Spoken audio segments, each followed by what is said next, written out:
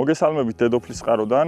ახლა ვარ ტარიელ ქურხულიშვილის ხორბლის ყანაში, სადაც დათესვილია ფრანგული კომპანია ლიდიას უახლესი ხორბლის ჯიში სოლინდო. ეს არის საშემოდგომო ადრეული ფხიანი ხორბალი, ახლა მოსავლის აღება მიმდინარეობს. ეს არის საპურე დაავადებებისადმი, განსაკუთრებით ბოლო პერიოდში საქართველოში გავრცელებული თავთავის ფუზარიოზისადმი მედეგი ხორბლის ჯიში, რომელსაც ახასიათებს მაღალი საწყობი პარამეტრები. რაც შეეხება მოსავლიანობას, ეს ჯიში დედოფლის წყაროში, ისევ როგორც სხვა რეგიონებში, რამდენიმე განსხვავებულ ლოკაციებზე ეთესა. ამ დროისთვის უმაღლესი შედეგი, რაც არის დაფიქსირებული, ეს არის 8.7 ტონა 1 ჰექტარ ფართობზე, თითქმის 9 ტონამდე. ახლა ერთ-ერთი ასევე საუკეთესო ნაკვეთის აღება მიმდინარეობს, რომლის შედეგსაც გაგაცნობთ ჩვენს ფერმერ ტარიელ ქურხულიშვილთან ერთად. თქვენც ხედავთ, როგორი განვითარება აქვს. სრულად იავსო ნაკვეთი ახასიათებდა ძალიან კარგი ბარტყობა. ასევე ჩავატარეთ რამდენიმე კვირის წინ მინდვრის დღეს, სადაც ფერმერებად საკუთარი თვალით იხილეს ამ ხორბლის ჯიშის განვითარება სხვადასხვა ეტაპზე და მე მინდა რომ თქვენც ასევე უფრო მეტად ახლოდან განახოთ,